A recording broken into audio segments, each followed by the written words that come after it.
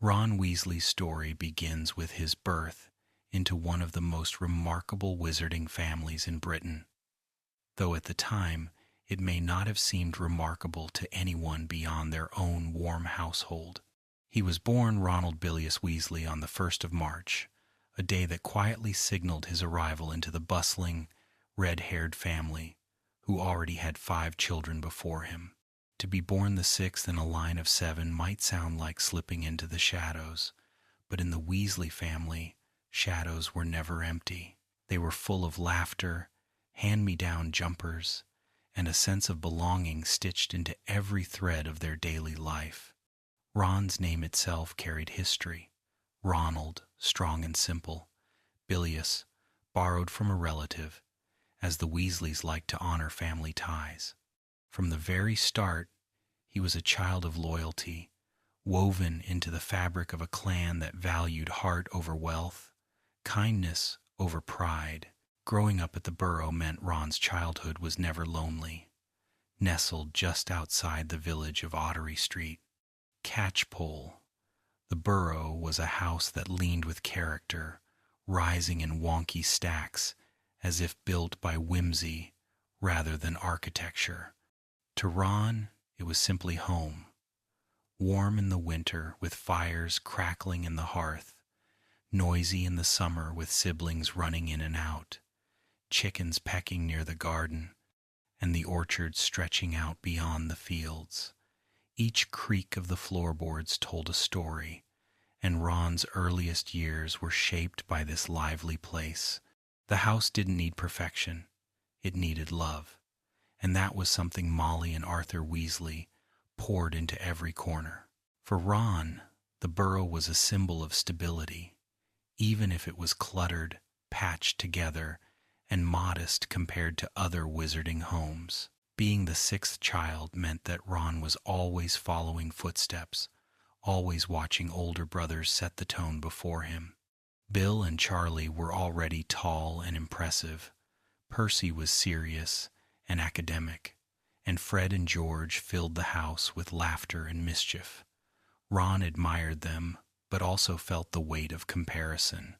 Hand-me-down clothes and wands became his reality, but along with them came hand-me-down expectations. To be another Weasley boy at Hogwarts would mean being measured against brothers who were head boys, Quidditch captains, pranksters extraordinaire.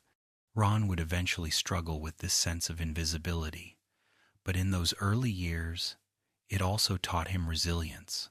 He learned that sometimes courage meant standing in a room already full of louder voices and daring to speak anyway. When it came to his first wand, Ron's experience was anything but glamorous. Unlike Harry, who would later step into Ollivander's and find a wand meant just for him, Ron inherited his older brother Charlie's wand. It was chipped, a little stubborn, and later broken during a flying car crash. For a child eager to prove himself, beginning magical education with a second-hand wand only deepened the feelings of being overshadowed. Yet, in a strange way, that battered wand became a symbol of Ron's grit. He didn't need everything brand new. He made do with what he had. His magic might not always have been perfect, but his determination kept him practicing, kept him standing beside friends who often shone brighter. Ron's early life was also colored by his relationship with food. It sounds like a small detail, yet it revealed much about his character. At the Burrow, meals were noisy, abundant in laughter if not in extravagance, and always prepared with Molly's love. Food, for Ron, was comfort. Later at Hogwarts, he would pile his plate high, savoring everything from roast potatoes to treacle tart. It wasn't greed, it was gratitude. Having grown up in a family where money was tight, Ron never took meals for granted. His love for food symbolized his appreciation for life's simple joys and revealed a heart that found happiness in warmth rather than luxury. Jealousy, though, was a part of Ron's story from early on. It's not difficult to see why a family of talented siblings can make even the bravest child wonder where they fit. Bill was admired for his charm and brains, Charlie for his daring love of dragons, Percy for his academic precision, Fred and George for their boundless charisma. By the time Ron's turn came, much of the spotlight seemed already claimed. It is here, in this quiet insecurity, that Ron's most relatable quality was born.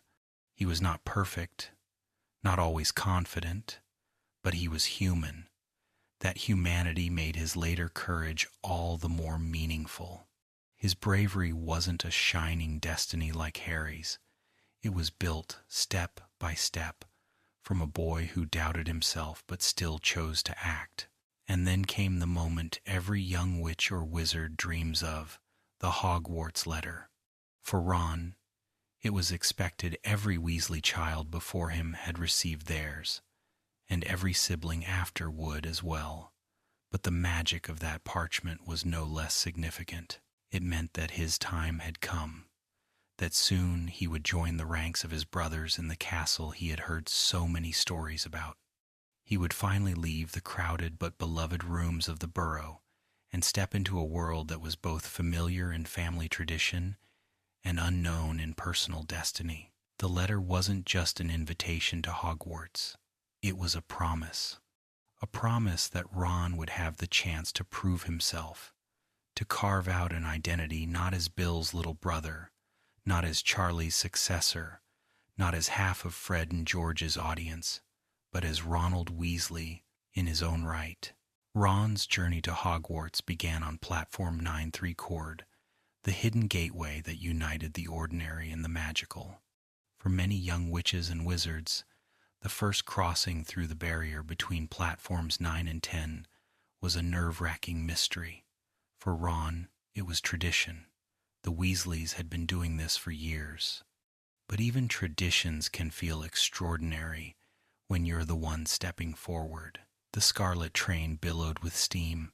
The platform bustled with chatter and owls hooting from their cages, and Ron, small for his age and dragging his trunk, felt the mixture of excitement and nerves twist in his stomach. Surrounded by his family, Fred and George teasing, Percy fussing with his prefect badge, and Ginny clinging to her mother, Ron stood at the edge of a moment that would change everything. The platform was more than a gateway. It was a stage where Ron's story, as a Hogwarts student, truly began.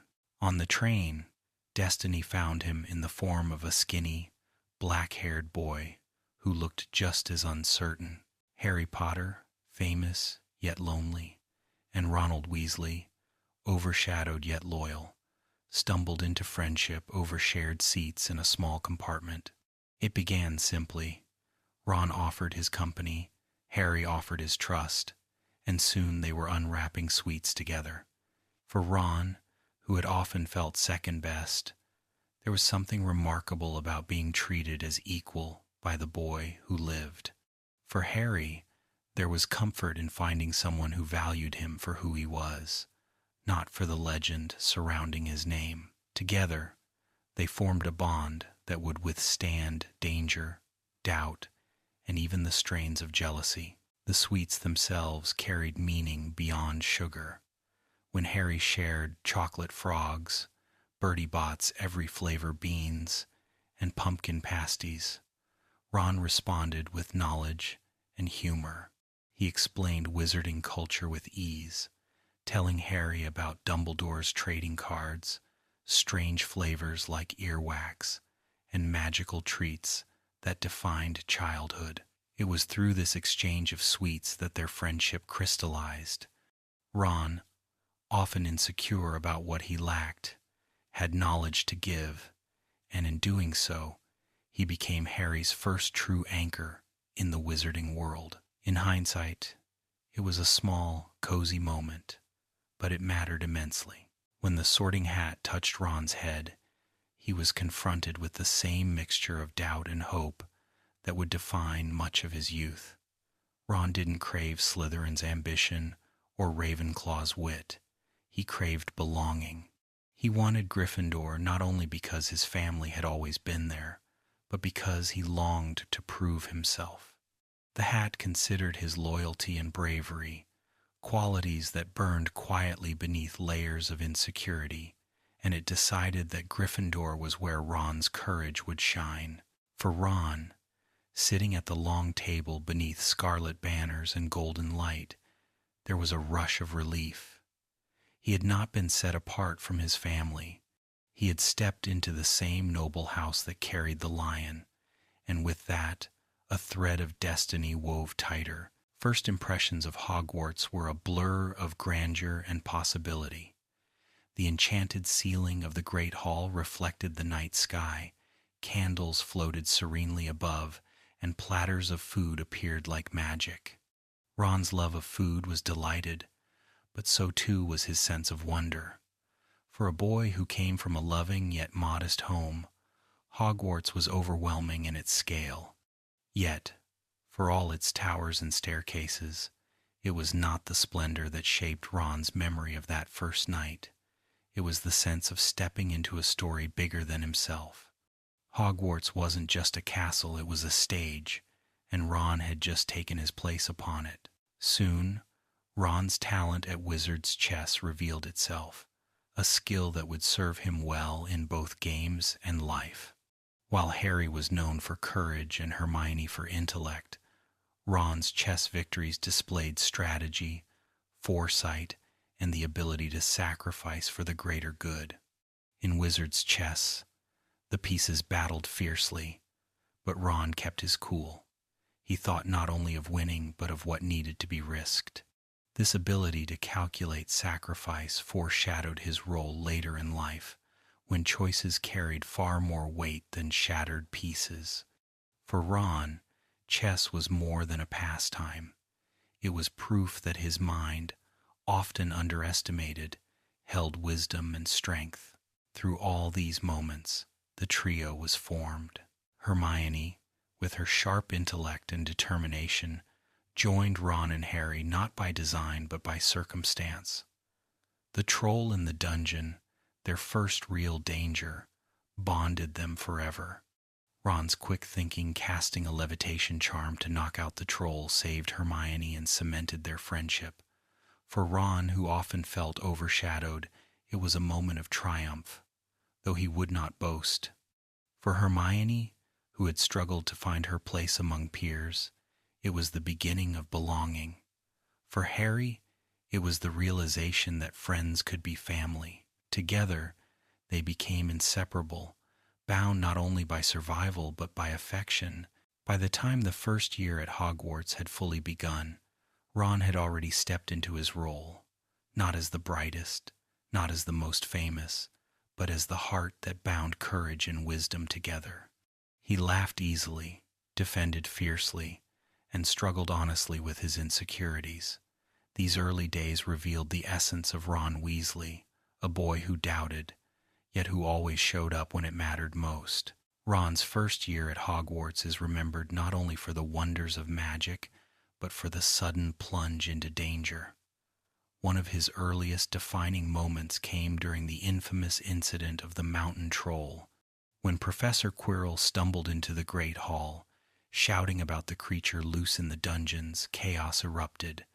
But while others fled, Harry and Ron realized Hermione was missing. She had been hiding in the girls' bathroom, upset after a quarrel earlier that day. In that moment, Ron's heart shifted from pettiness to loyalty. Alongside Harry, he rushed into danger.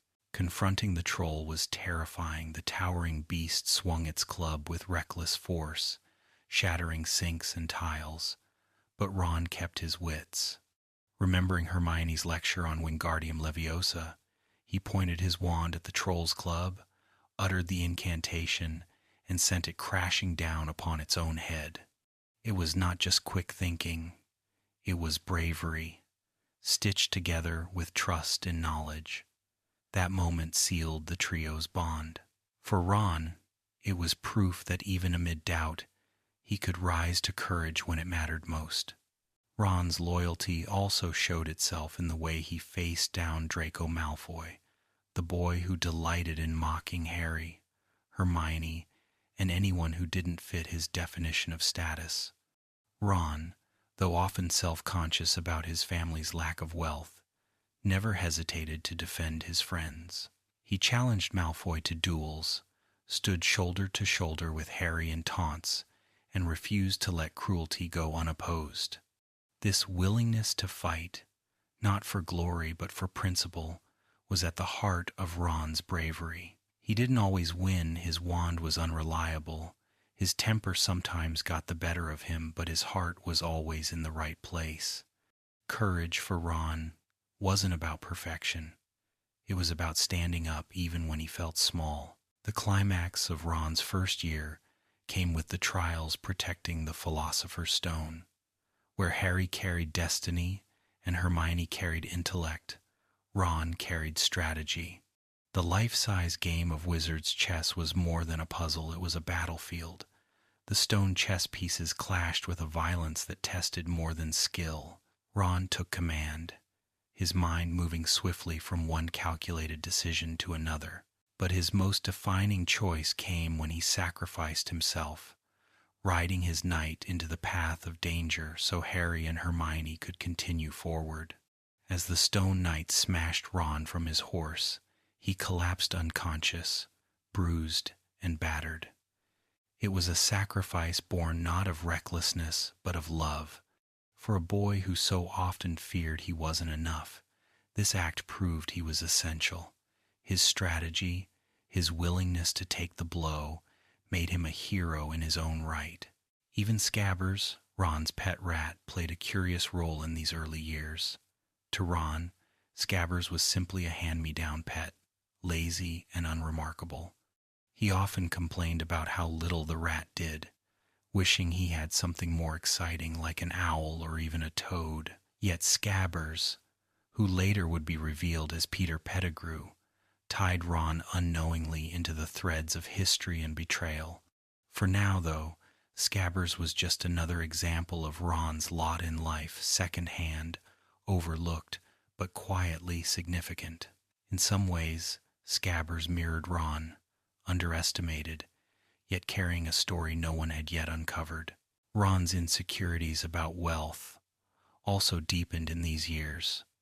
Surrounded by classmates with new robes, gleaming wands, and polished cauldrons, Ron's hand-me-down stood out. He tried to laugh it off, but the weight of comparison lingered. His maroon sweaters knitted by his mother, his patched school supplies, even his chipped wand all became fodder for teasing. Draco Malfoy's taunts about the Weasleys' poverty stung deeply, though Ron rarely admitted how much.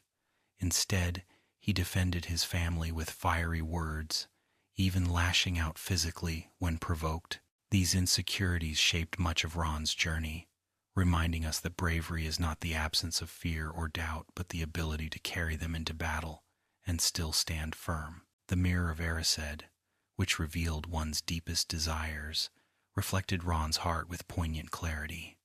Where Harry saw his family, Ron saw himself standing out at last, Quidditch captain head boy, admired and noticed. It was not greed but longing. For a boy overshadowed by siblings and often overlooked, the desire to be recognized was natural. The mirror's image revealed the vulnerability beneath Ron's humor and temper, a boy who wanted to be enough in the eyes of others. That vision, while tinged with insecurity, also showed his potential. Ron's deepest wish was not for riches or power, but for acknowledgement, for a chance to prove that he too could shine. By the end of his first year, Ron had grown in confidence. Though he still cracked jokes, still fretted over exams, and still compared himself to his brothers, he had stepped into courage in ways he hadn't imagined. From battling a troll to playing wizard's chess with his life on the line, he had proven that his worth did not lie in new robes or shining titles. His worth lay in loyalty, in the courage to act when fear threatened to silence him. For Ron Weasley, the first year at Hogwarts was more than an introduction to magic. It was an introduction to himself. The second year of Ron Weasley's journey at Hogwarts began with chaos that seemed tailor-made for the Weasleys. The summer leading up to it was anything but smooth. Ron's best friend Harry had not answered letters, and worry gnawed at him until he and his brothers, Fred and George, decided that action was the only answer. Borrowing their father's enchanted Ford Anglia, the three of them zoomed into the night sky, arriving at number 4, Privet Drive. To Harry, it must have seemed like rescue delivered on roaring wheels, but to Ron, it was simply what had to be done. Loyalty, for him, often looked reckless to outsiders, but at its heart it was pure devotion. Breaking rules, risking punishment, none of it mattered if Harry needed help. That flying car was not just transport, it was a declaration. Ron, even at 12, would move heaven and earth to stand beside his friend. The car would return later in spectacular fashion when Ron and Harry missed the train to Hogwarts.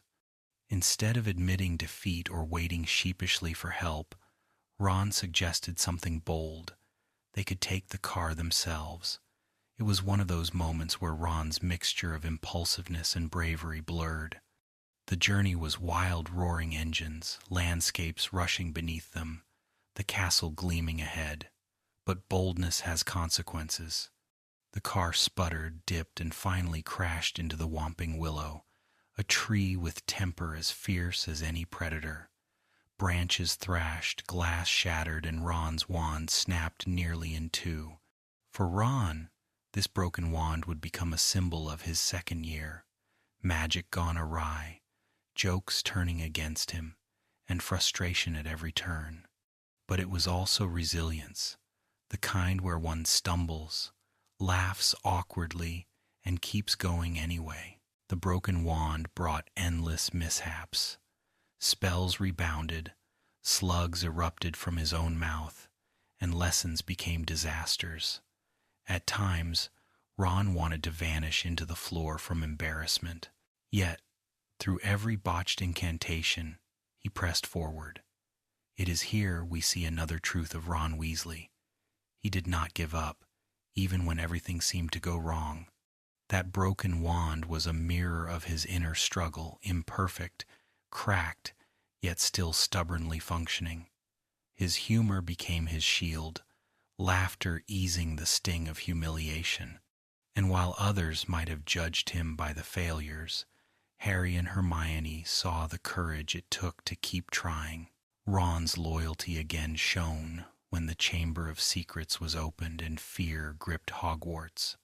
Students whispered about the air of Slytherin, about blood purity, about danger lurking in shadowed corridors. Ron stood firmly at Harry's side, defending him when suspicions arose, even when it meant putting himself in the line of whispers. He had his own fears, especially when his sister Ginny became tangled in the mystery, but he never wavered. In a world where prejudice whispered against lesser families, Ron bore the brunt of insults about being poor and about his bloodline, yet he always countered with defiance. His loyalty wasn't only to friends but to values, that every witch and wizard, regardless of heritage, deserved safety and respect.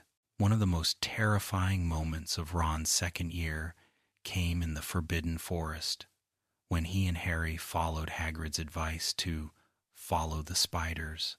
For Ron, who had loathed spiders since childhood, this was nothing short of a nightmare. His skin crawled, his breath quickened, and yet he walked into the darkness, because loyalty demanded it. There they met Aragog, the massive acromantula, whose countless children swarmed around them, eager for prey. Ron trembled, his fear almost unbearable, but still he stood his ground. In the end, it was not courage in the absence of fear, but courage shining through fear. His shrieks, as the Ford Anglia carried them away, were very real, but so was the bravery it took to go in at all. Jealousy, too, crept into Ron's heart this year. It had always lingered in the shadows, but Harry's constant fame and Hermione's brilliance sometimes left Ron feeling small. In classes, when Hermione mastered spells effortlessly, Ron's broken wand reminded him of shortcomings. When Harry's name surfaced in whispers of suspicion and mystery, Ron felt the sting of being the sidekick.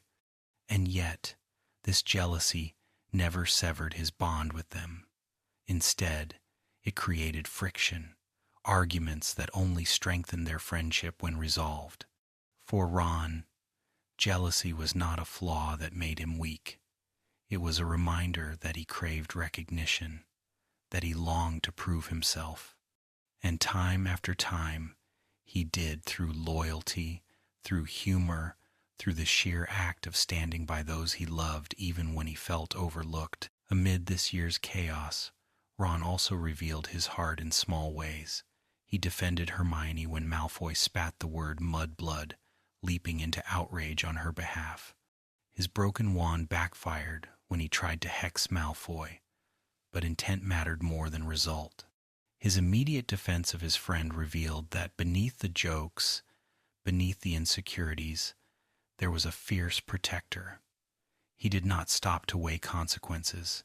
His loyalty was instinct.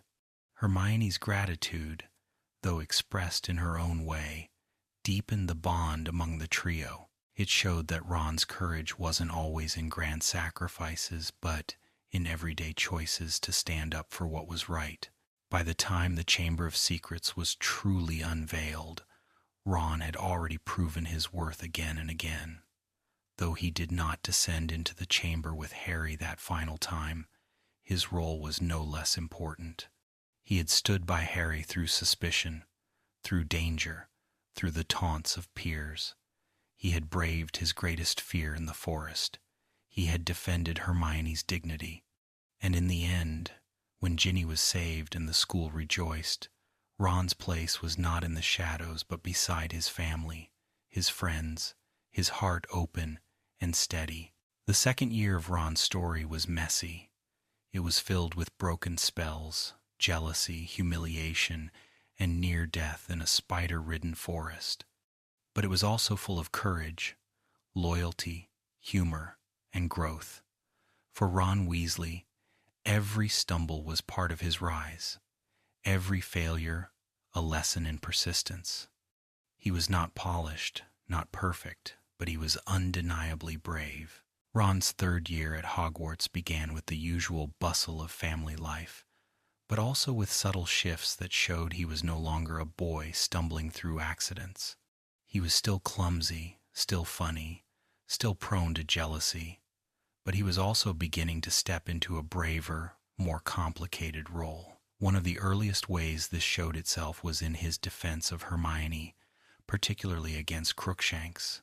Hermione had brought the fluffy, orange, half-Kneazle cat into their group, and Scabbers Ron's rat did not take kindly to it. Tension flared, as Crookshanks often chased Scabbers, and Ron accused Hermione's pet of plotting against his own. These quarrels seemed childish on the surface, but they revealed something important. Ron cared deeply, sometimes fiercely, about the things and creatures in his life. Scabbers may have been shabby, may have seemed useless, but to Ron, he was a symbol of continuity, of his own small corner of affection. To lose him felt like being stripped of something that mattered. In this defense of a pet, one sees Ron's loyalty extend even to the overlooked and underestimated, echoing how he himself often felt. Another defining quality of this year was Ron's growing courage in the face of fear. When news spread that Sirius Black had escaped from Azkaban, the wizarding world trembled. For Ron, it was terrifying. He woke in the night to find his curtains slashed, claw marks dangerously close. The fear was real, pressing, suffocating. Yet even then, Ron refused to abandon his friends.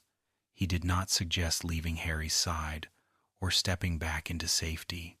Instead, he carried the fear with him, turning it into sharp humor, into nervous energy, into determination. What mattered most was not his own comfort, but that Harry and Hermione knew he would not leave them alone in danger. Humor remained Ron's shield, even in the strangest classes.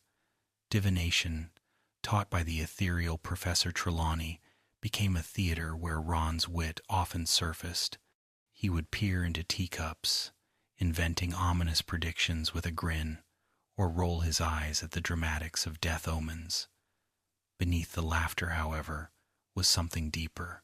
Ron resisted the idea of fate written in tea leaves or crystal balls because he believed in choice, in action, in standing up rather than waiting for prophecy. He teased, yes, but in doing so he revealed that he valued bravery in the moment over mysticism about what might come. For Ron, the future was not fixed in stars, it was shaped by loyalty and courage lived day by day. Conflict, though, still strained his friendships.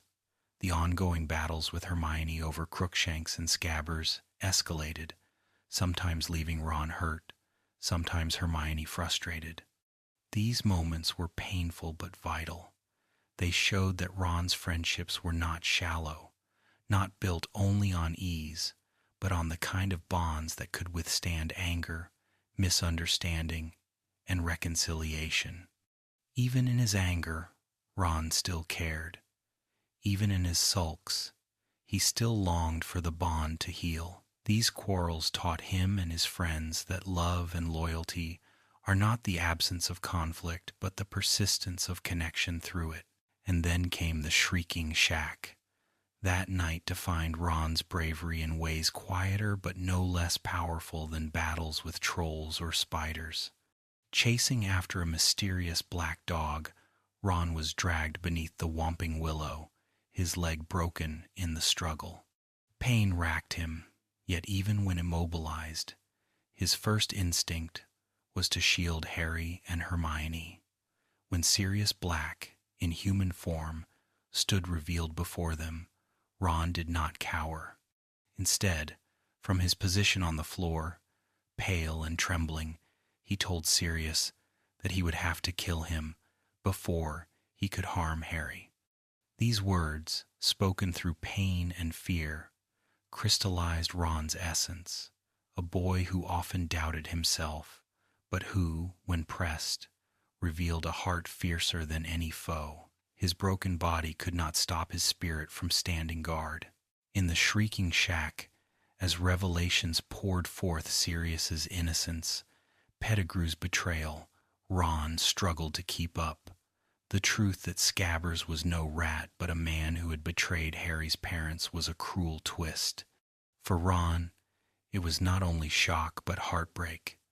That shabby pet, the one he defended with such loyalty, had been a lie. The betrayal cut deep, echoing his own fears of being overlooked, used, or unvalued. Yet even in that heartbreak, Ron's loyalty did not falter. He accepted the truth, stood with his friends, and allowed the pain of betrayal to fuel his resolve rather than shatter his trust in them. The journey back from the shack, under the silvery glow of the moon, revealed another truth about Ron. He was part of something greater than himself. Lupin's transformation into a werewolf, the chaos that followed, the frantic rush through the forest all reminded him that fear would always be near, but so too would courage. Ron's broken leg left him behind in much of the physical struggle, but his earlier stand, his earlier words, had already written his bravery into the heart of the story. Courage is not measured only by running into battle, but by what one declares when fear looms largest. Ron had declared loyalty, and that declaration resonated like a roar. By the end of his third year, Ron had grown again, not into perfection, but into someone more deeply human. He fought, he faltered, he laughed, he doubted, he hurt, but through it all, he loved and defended with everything he had. His humor lightened the darkness, his loyalty anchored his friends, and his bravery emerged not in the absence of fear but in its overwhelming presence. In many ways, This was the year Ron began to understand himself, not just as Harry's friend or Hermione's companion, but as Ron Weasley, a boy whose heart was enough to face even the darkest night. Ron entered his fourth year with the same mixture of excitement and nerves that always accompanied a new term at Hogwarts, but this year carried a different energy. The school would host the Triwizard Tournament, an event filled with glory, danger, and the kind of spectacle that promised to overshadow even the most ordinary days. For Ron, who often dreamed of recognition, the thought of seeing great champions compete lit sparks of wonder in his imagination. He whispered excitedly with Harry and Hermione about dragons, enchanted tasks, and the eternal honor of being chosen by the Goblet of Fire. Beneath the laughter and speculation, though, there was the quiet longing that Ron always carried. What if somehow he could be noticed too? Not as someone's brother, not as someone's sidekick, but as Ron Weasley, standing in the center of attention for once. When Harry's name erupted from the goblet, Ron's world shifted.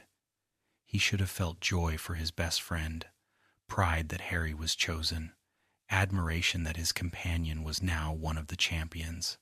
But instead, a different storm brewed inside him: jealousy. The age limit had excluded them both, and Harry, who had never sought fame, had once again found himself at the center of it. To Ron, it felt like betrayal, as if Harry had kept a secret, as if he had cheated his way to glory. Their friendship, usually unshakable, fractured under the weight of unspoken insecurities. Ron sulked, his temper flaring, his words sharper than he intended. It was not hatred, but hurt.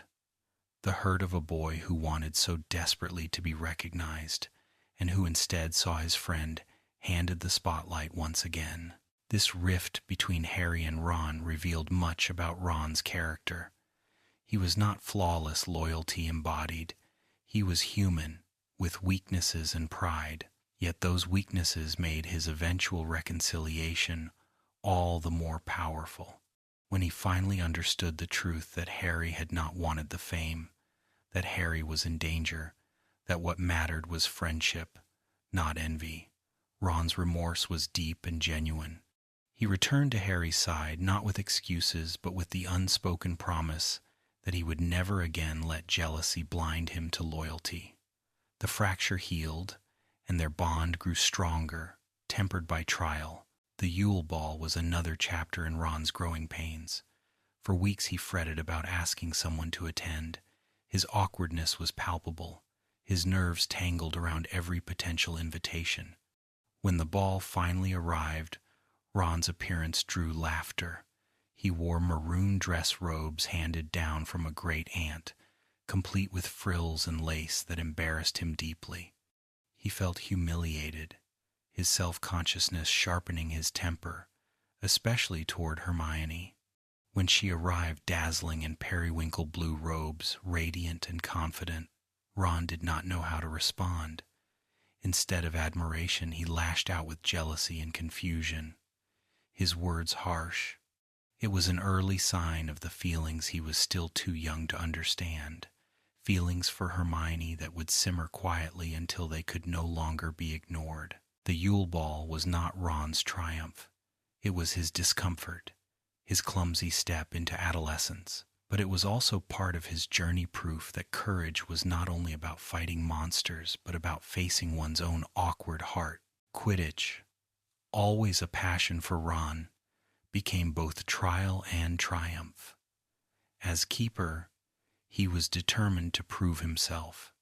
Yet nerves often gripped him, his hands shaking on the broomstick, his mind echoing with imagined jeers from the crowd.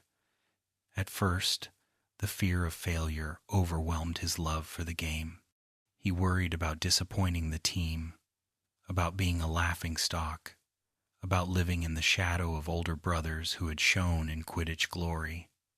But slowly, Ron began to find his rhythm. Victories brought cheers, and cheers brought confidence. The game became less about fear of failing and more about joy in flying, in defending, in being part of a team that trusted him. Quidditch was never only about the game for Ron, it was about belonging, about proving that he too could be counted on. Joining Dumbledore's army later on was another defining step. Here, Ron's loyalty was tested not by friendship alone but by ideals. The DA was a rebellion against tyranny, a refusal to bow to fear. Ron stood alongside Harry and Hermione, practicing spells, learning defense, and preparing for battles none of them yet fully understood. His courage here was quieter, less dramatic than in duels, but it was essential. It was the courage of preparation, of steady growth, of showing up to every meeting despite danger. It revealed that Ron's bravery was not only reactive, saving friends in crisis, but proactive, choosing to strengthen himself for the battles he knew were coming. All these experiences, jealousy, awkwardness, triumph, rebellion, shaped Ron's fourth year into a mosaic of growth. He was not perfect, and he never pretended to be. He stumbled, he sulked, he laughed too loudly, he fought with Hermione, he doubted himself, and yet, through it all, he returned to loyalty. He might have walked away for a time in jealousy, but he always came back. He might have been embarrassed at the Yule Ball, but he still showed up. He might have shaken on the Quidditch pitch, but he still guarded the posts, and he might have been nervous in DA meetings, but he still raised his wand. By the close of that year, Ron Weasley was not yet the man he would become, but he had taken steps closer. His flaws had been revealed, his insecurities laid bare, but so too had his capacity for growth. Courage, for Ron, was never about perfection, it was about persistence, about rising again after every stumble, about standing beside his friends even when fear and jealousy tried to pull him away. Ron's fifth year at Hogwarts marked the beginning of his slow transformation from uncertain boy to young man stepping into responsibility. The first sign of this was the prefect badge that arrived in the post from school. For Ron, the shock was overwhelming. Out of all the Weasley siblings, he had rarely been singled out for honor. Bill had been head boy, Percy had lived for achievements, Fred and George had shone with mischief. Ron had often felt invisible between them, and yet here was proof that someone at Hogwarts, Dumbledore himself, had seen something steady, something reliable, something worth trusting in him. The badge was more than metal. It was recognition. It told Ron that he was not doomed to live in the shadows. For once, he was chosen, and he carried that small badge with pride, though he tried to play it cool. Being a prefect was not easy. Ron had to balance the rules with his natural rebellious streak. He broke up scuffles, gave advice to younger students, and walked the corridors late at night with Hermione at his side. At times, he felt awkward, unsure of what authority should look like. But beneath that awkwardness grew confidence. He learned to speak with authority, to stand straighter, to act as if he belonged in leadership. The prefect role did not erase his insecurities, but it planted seeds that would bloom later when he became a man of quiet strength. The Weasley family's role in the Order of the Phoenix added another layer to Ron's fifth year.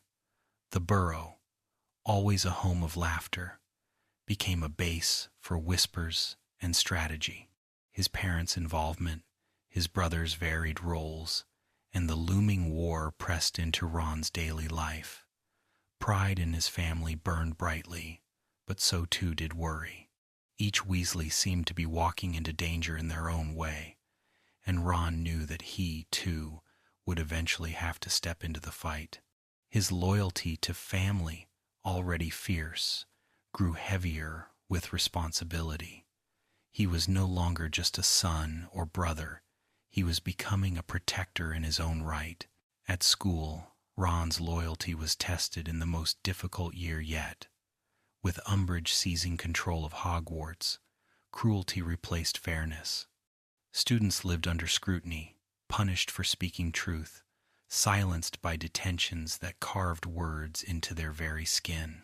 Harry, carrying the unbearable weight of visions and suspicion, often stood alone against the tide, and yet Ron stood by him.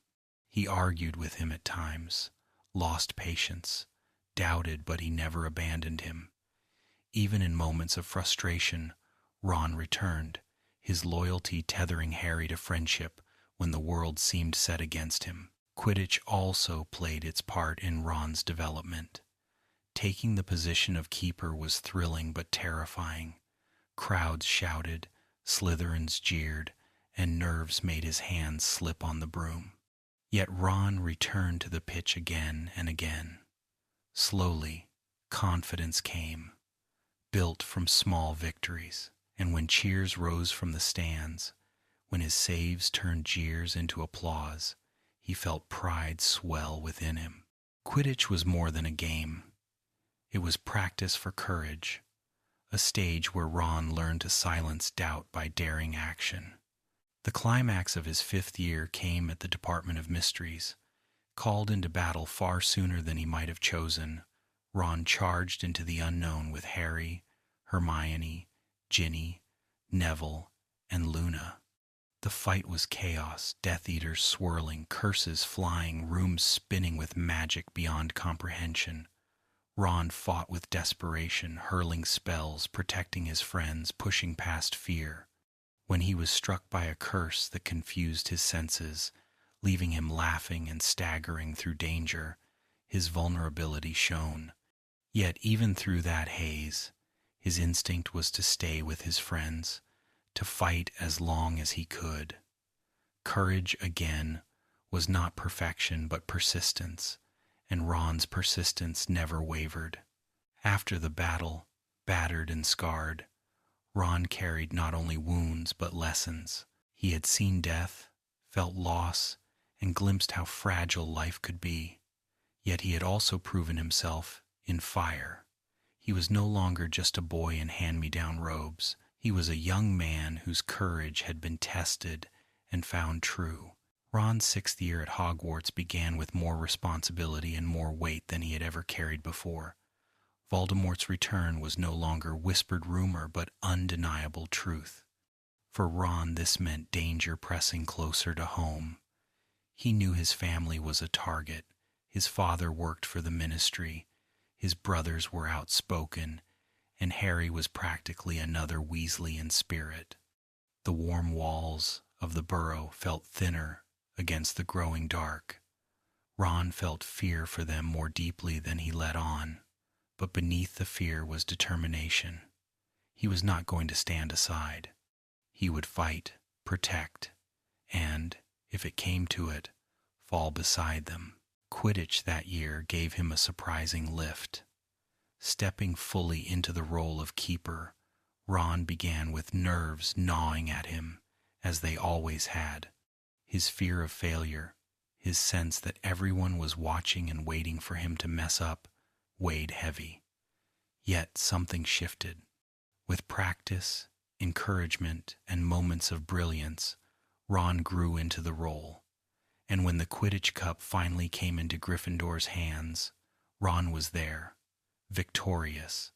The roar of the crowd washed over him like a tide, and for once he basked in it. No apologies, no second-guessing, just pride. For Ron, Quidditch was never about fame. It was about proving to himself that he was enough. Romance, however, brought turmoil. When Lavender Brown began to show affection, Ron, bruised by insecurities and stung by jealousy of Hermione's connection with others, let himself fall into her arms. At first, it was flattering, thrilling even, to be noticed, to be desired. It soothed the ache of years spent feeling like second best. But the relationship quickly turned clumsy. Lavender's devotion was overwhelming, and Ron's uncertainty about his true feelings gnawed at him. His friends rolled their eyes. Hermione grew colder, and Ron felt trapped between wanting to be wanted and realizing he was play-acting a role that didn't quite fit. His relationship with Hermione in this year was a storm. The tension between them, sometimes sharp, sometimes silent, was charged with unspoken truth. They fought, they hurt each other, yet underneath it all was loyalty too deep to break. Ron didn't know how to say the words, didn't know how to bridge the gap, but every glance, every argument, every reconciliation wove them closer. Love was there, but it was slow, tangled, and waiting for its right moment. The darkest moment of the year came when Ron was nearly killed. A poisoned drink, meant for Dumbledore, found its way to him. One sip, and the venom coursed through his body, tearing at life itself. Panic flooded the room. Hermione screamed, and Harry acted swiftly with a bezoar. Ron's survival was a narrow miracle. In the hospital wing, pale and fragile, Ron realized how close he had come to being lost. That brush with death marked him. He had known battles before, but this was personal, intimate, and terrifying. Yet it also revealed something powerful. When he hovered between life and death, Hermione's care was unwavering, her feelings laid bare, her loyalty undeniable. As the year wore on, Ron grew quieter in some ways and braver in others. He watched Dumbledore weaken, saw the storm building toward tragedy, and when the night came that the Death Eaters invaded the castle, Ron was there, fighting side by side with his friends. He hurled spells with courage born of desperation. Though chaos reigned, though the fight ended with grief and Dumbledore's fall, Ron did not falter. He had stepped fully into the war, no longer just a student playing at bravery, but a soldier in the making. Each fact of Ron's 6th year speaks of growth through trial. From Quidditch victories to near death, from fumbling romance to unspoken love, from laughter to grief, he carried it all.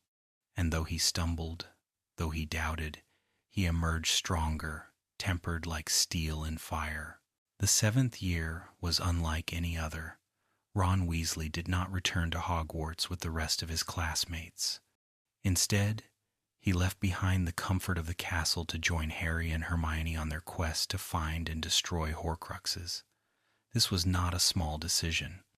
Hogwarts had been his home for 6 years, a place of both laughter and fear, a place where his friendships had been tested and strengthened.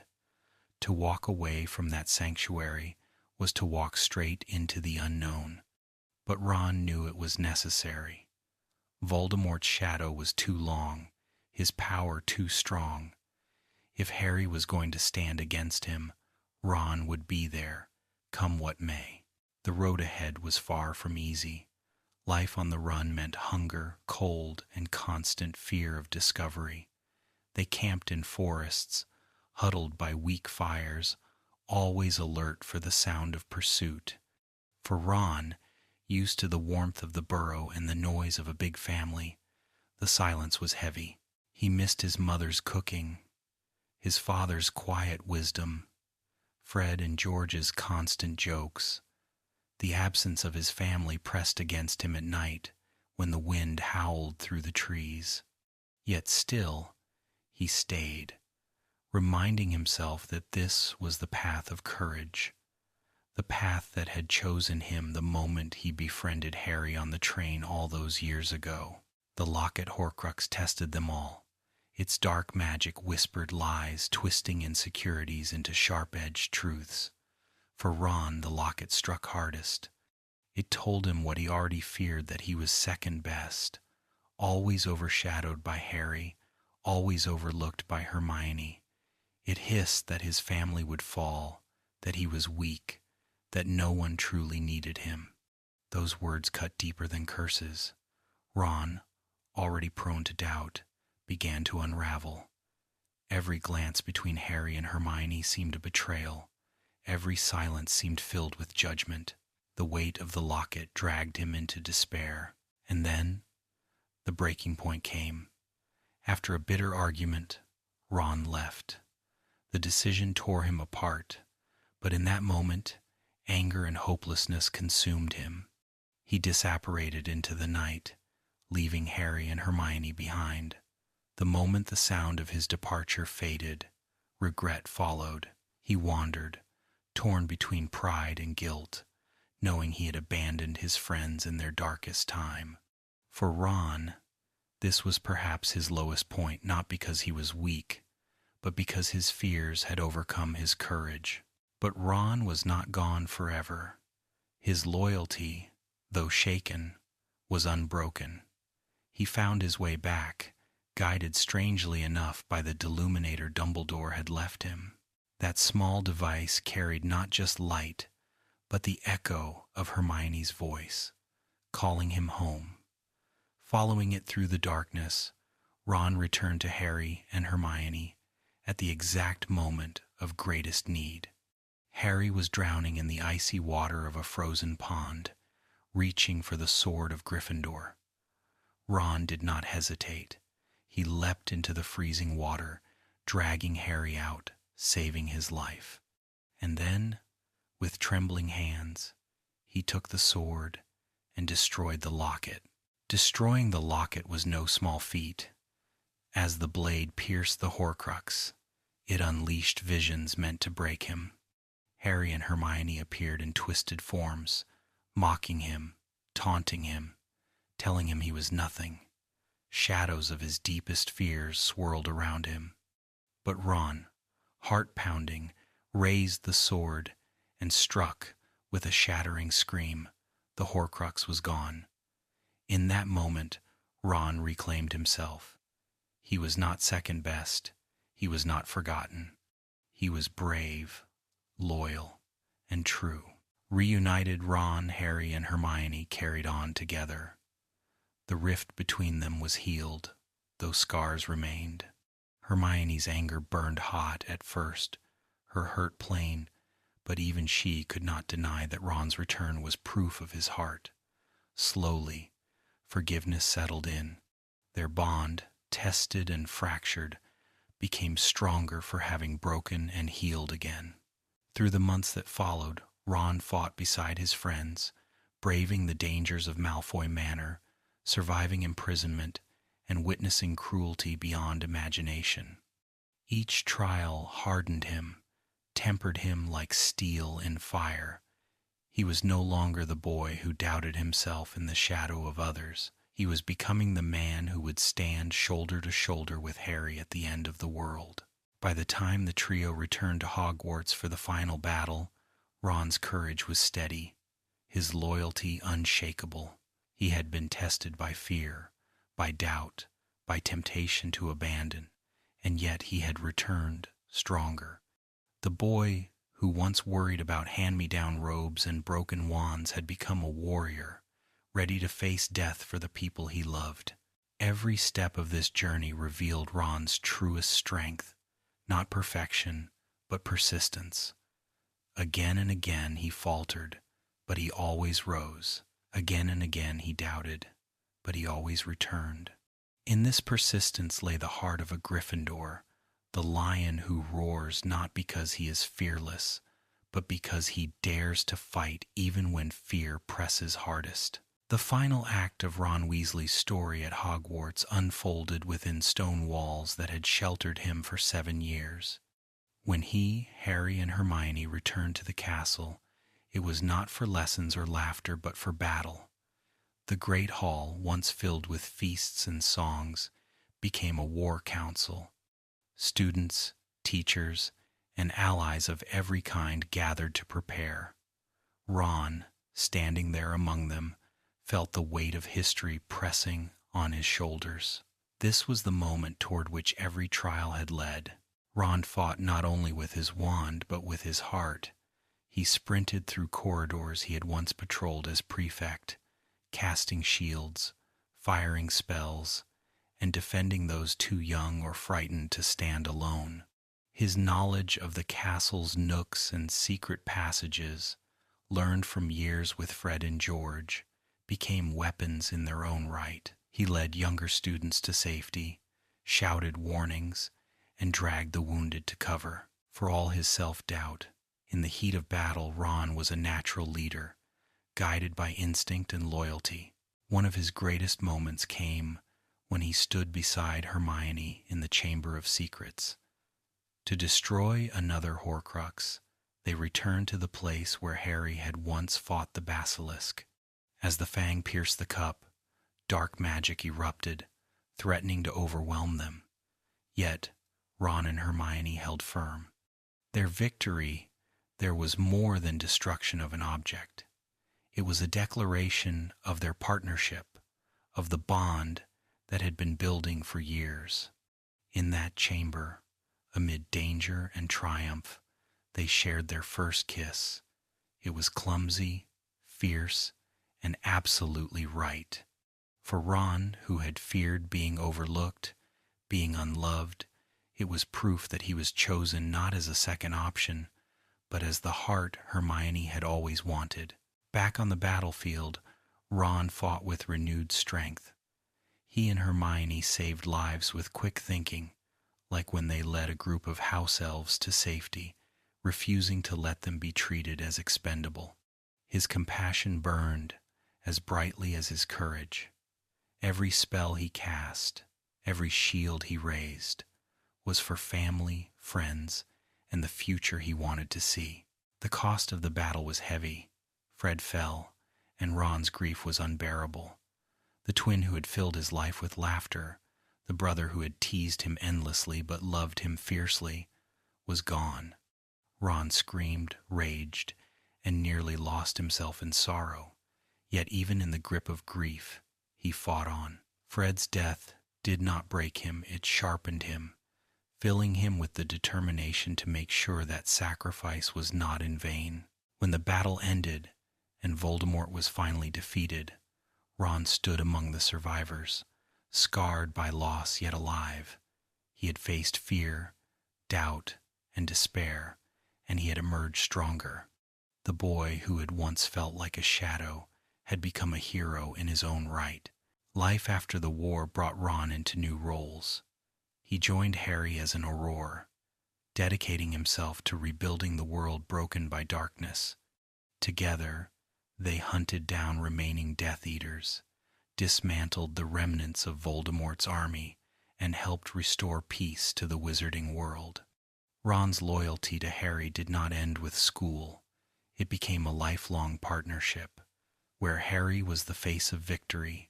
Ron was the steadfast ally at his side, unyielding, brave, and essential.